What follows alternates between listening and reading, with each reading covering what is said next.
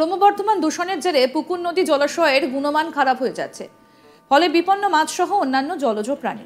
এই পরিস্থিতিতে গঙ্গাকে দূষণমুক্ত করার পাশাপাশি জলজ প্রাণীদেরও বাঁচাতে উদ্যোগী কেন্দ্র। উত্তরাখণ্ড, উত্তরপ্রদেশ, বিহার, ঝাড়খণ্ডের পাশাপাশি পশ্চিমবঙ্গেও নমামি গঙ্গে প্রকল্পে সেই কাজই চলছে। প্রাথমিকভাবে গঙ্গায় দূষণের উৎসগুলিকে চিহ্নিত করা হবে, পাশাপাশি মাছ এবং প্রাণীদের ওপরে সমীক্ষাও করা হবে বলে জানা যাচ্ছে।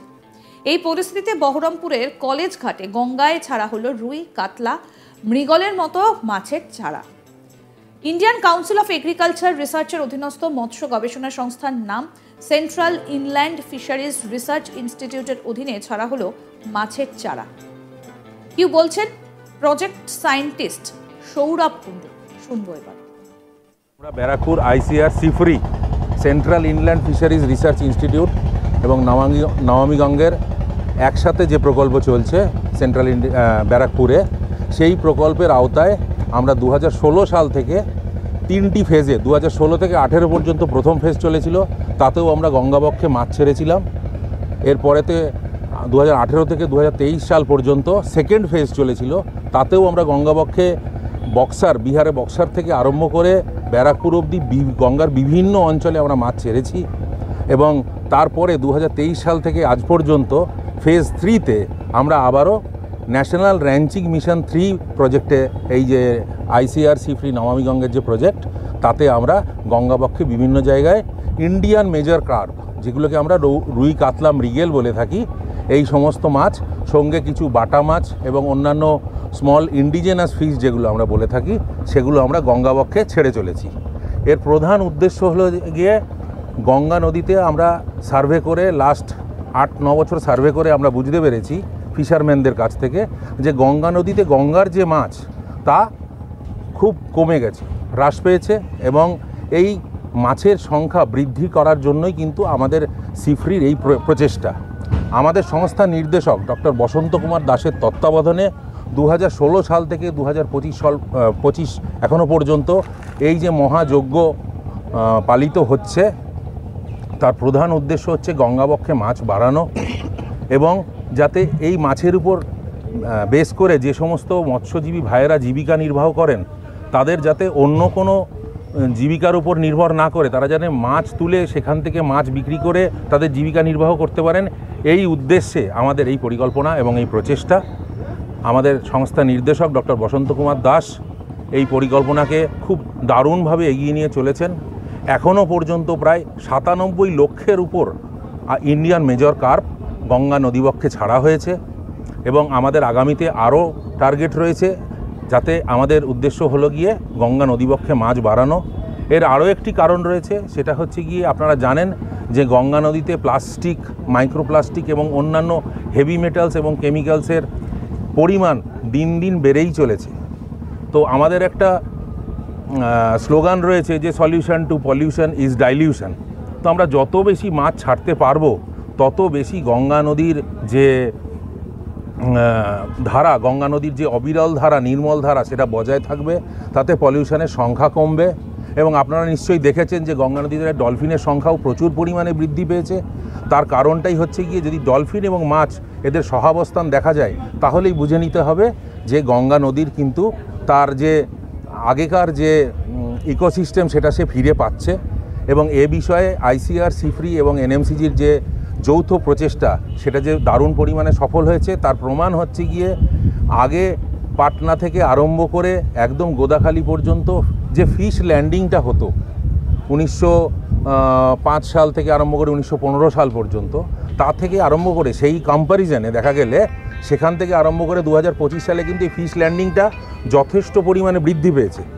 তাহলে আমাদের এই যে ফিশ র্যাঞ্চিং করছি, আমরা যে গঙ্গায় মাছ ছাড়ছি, এইটা প্রমাণ করে যে গঙ্গা নদীবক্ষে মাছের সংখ্যা বেড়েছে। এবং এইখানে আমরা গঙ্গার দুপাশে যে সমস্ত জেলে ভাইয়েরা রয়েছেন, তাদের মধ্যে বিভিন্ন রকমের অ্যাওয়ারনেস প্রোগ্রাম আমরা করে থাকি। শুধু মাছের চারা ছাড়াই নয়, ছোট মাছ যাতে না ধরা হয় সেই বিষয়ে সচেতনতা তৈরি করা হচ্ছে। এক্ষেত্রে মনে রাখতে হবে, ইলিশ নোনা জলের মাছ, তবে ডিম পাড়ার সময় মিষ্টি জলে চলে আসে। আর ছোট ইলিশ বা খোকা ইলিশ ধরার জন্য বাজারে বড় ইলিশের অভাব যাতে দেখা না দেয়, সেইটাও কিন্তু দেখতে বলেছেন তিনি, এবং অনেক সময় সেই অভিযোগ ওঠে। আর যেটুকু বড় ইলিশ পাওয়া যায় তার দামও থাকে আকাশ ছোঁয়া, যার ফলে ইলিশের স্বাদ চেখে দেখার থেকে অনেক সময় বঞ্চিত হয় মধ্যবিত্ত। তবে ছোট মাছ ধরা বন্ধ করতে যেভাবে সচেতনতা চালানো হচ্ছে তা সফল হলে ভবিষ্যতে সস্তায় ভালো মানের ইলিশ পাওয়া গেলেও যেতে পারে বলে মনে করছেন কেউ কেউ। এই বিষয়ে কি বলছেন প্রজেক্ট সায়েন্টিস্ট সৌরভ কুণ্ডু, আসুন শোনাই।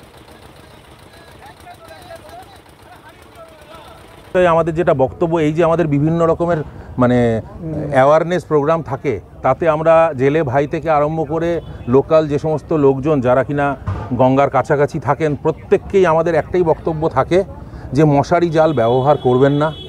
ঠিক আছে, মশারি জালে যেটা হয়, আমাদের আরও একটি স্লোগান যেটি আমরা গতবারও উল্লেখ করেছিলাম, আবার উল্লেখ করছি, ছোট মাছকে আর না ধরি, আসুন তাদের বড় করি।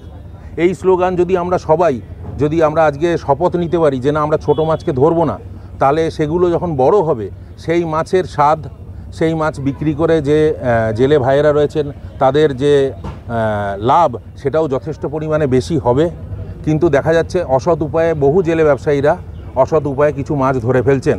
আমরা আমাদের সংস্থার পক্ষ থেকে অ্যাওয়ারনেস প্রোগ্রামের মাধ্যমে তাদেরকে সতর্ক করার চেষ্টা করছি, এবং এই ছোটো মাছ ধরার প্রবণতা আমাদের অ্যাওয়ারনেস প্রোগ্রাম হওয়ার পর থেকে অনেকটাই কমেছে, যদিও পুরোপুরিভাবে নির্মূল করা সম্ভব হয়নি। তাই আমাদের যেটা বক্তব্য, এই যে আমাদের বিভিন্ন রকমের মানে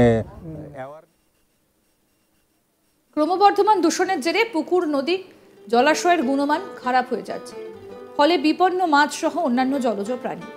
এই পরিস্থিতিতে গঙ্গাকে দূষণমুক্ত করার পাশাপাশি জলজ প্রাণীদেরও বাঁচাতে উদ্যোগে কেন্দ্র। উত্তরাখণ্ড, উত্তরপ্রদেশ, বিহার, ঝাড়খণ্ডের পাশাপাশি পশ্চিমবঙ্গেও নমামি গঙ্গে প্রকল্পে সেই কাজ চলছে। প্রাথমিকভাবে গঙ্গায় দূষণের উৎসগুলিকে চিহ্নিত করা হবে, পাশাপাশি মাছ এবং প্রাণীদের ওপরে সমীক্ষাও করা হবে বলে জানা যাচ্ছে। এই পরিস্থিতিতে বহরমপুরে কলেজ ঘাটে গঙ্গায় ছাড়া হলো রুই, কাতলা, মৃগেলের মতো মাছের চারা। ইন্ডিয়ান কাউন্সিল অফ এগ্রিকালচার রিসার্চের অধীনস্থ মৎস্য গবেষণা সংস্থার নাম সেন্ট্রাল ইনল্যান্ড ফিশারিজ রিসার্চ ইনস্টিটিউটের অধীনে ছাড়া হয়েছে মাছের চারা।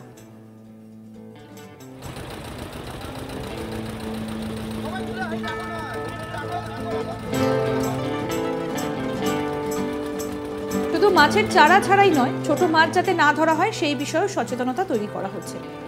এক্ষেত্রে মনে রাখতে হবে, ইলিশ নোনা জলের মাছ, তবে ডিম পাড়ার সময় মিষ্টি জলে চলে আসে। আর ছোট ইলিশ বা খোকা ইলিশ ধরার জন্য বাজারে বড় ইলিশের অভাব দেখা দেয় বলে অনেক সময় অভিযোগ ওঠে। আর যেটুকু বড় ইলিশ পাওয়া যায় তার দামও থাকে আকাশ ছোঁয়া, ফলে ইলিশের স্বাদ চেখে দেখার থেকে অনেক সময় বঞ্চিত হয় মধ্যবিত্ত। তবে ছোট মাছ ধরা বন্ধ করতে যেভাবে সচেতনতা চালানো হচ্ছে তা সফল হলে ভবিষ্যতে সস্তায় ভালো মানের ইলিশ পাওয়া গেলেও যেতে পারে বলে মনে করছেন কেউ। আরও আপডেট পেতে দেখতে থাকুন আজ তাক বাংলা। সাবস্ক্রাইব করুন, নোটিফিকেশন পেতে বেল বাটন অপশন প্রেস করুন, হোয়াটসঅ্যাপেও ফলো করুন আজ তাক বাংলা। ভিডিওটা লাইক করুন, শেয়ার করুন, কমেন্ট করুন।